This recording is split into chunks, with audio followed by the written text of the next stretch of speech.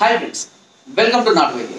మమ్మల్ని ఎంతగానో ఆదరిస్తున్న మా ప్రేక్షకులకి, మా సబ్స్క్రైబర్స్కి మా హృదయపూర్వక ధన్యవాదాలు. ఈరోజు మనం అన్ని రకాల నేత్ర వ్యాధులని కంట్రోల్ చేసి తగ్గించేటువంటి ఒక అద్భుతమైన చిట్కాని చెప్పబోతున్నాను. నేత్ర వ్యాధులు అనేక రకాలు ఉంటాయి.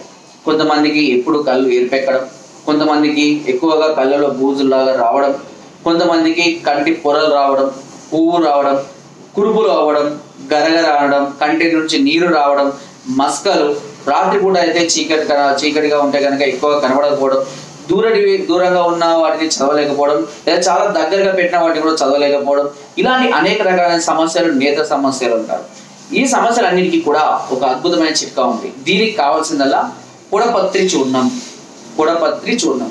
ఈ పొడపత్రి చూర్ణం ఏం చేస్తుందంటే మీకు కావాల్సినటువంటి నేత్రాలకు కావాల్సినటువంటి బలాన్ని, బ్లడ్ సర్క్యులేషన్ ని అందించడానికి చక్కగా ఉపయోగపడుతుంది. ఎలా వాడాలి? పొడపత్రి చూర్ణం అనేది దాదాపుగా అన్ని రకాల ఆయుర్వేదిక్ షాపులలో లేదా ఆన్లైన్ ద్వారా కూడా మీరు తెప్పించుకోవచ్చు.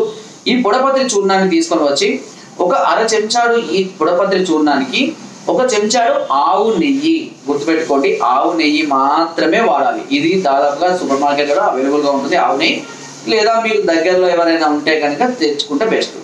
ఆవు నెయ్యి, ఒక చెంచాడు ఆవు నెయ్యిని వేసి ఈ పొడపత్రి చూర్ణాన్ని వేసి ఉదయం పూట పరికల్పన లేదా ఉదయం పూట పరికల్పనతో పాటు రాత్రిపూట అన్నం తిన్నాక కూడా దీన్ని వాడుకోవాలి.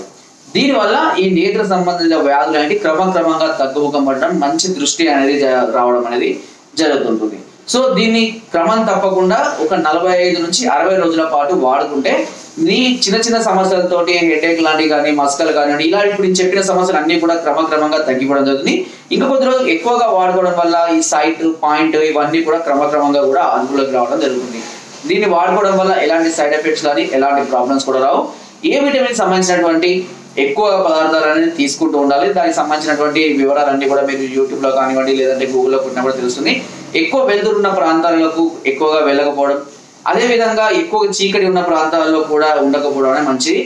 ఎందుకంటే ఎక్కువ వెలుతురు పడ్డ కళ్ళకు నష్టమే. అదేవిధంగా మామూలు వెలుతురులో అంటే మస్కలో కూడా చూస్తుండడం కూడా కళ్ళకు మేలు చేయదు.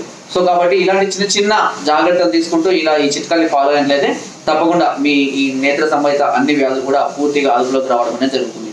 సో ఫ్రెండ్స్, నా వీడియో కనుక మీకు నచ్చినట్లయితే ఒక లైక్, ఒక షేర్ చేయండి. మరిన్ని వీడియోస్ కోసం సబ్స్క్రైబ్ చేయడం మాత్రం మర్చిపోకండి. మీ అమూల్యమైన సలహాలు ఇస్తూ నాకు కామెంట్ ద్వారా తప్పకుండా తెలియజేయండి. Thank you.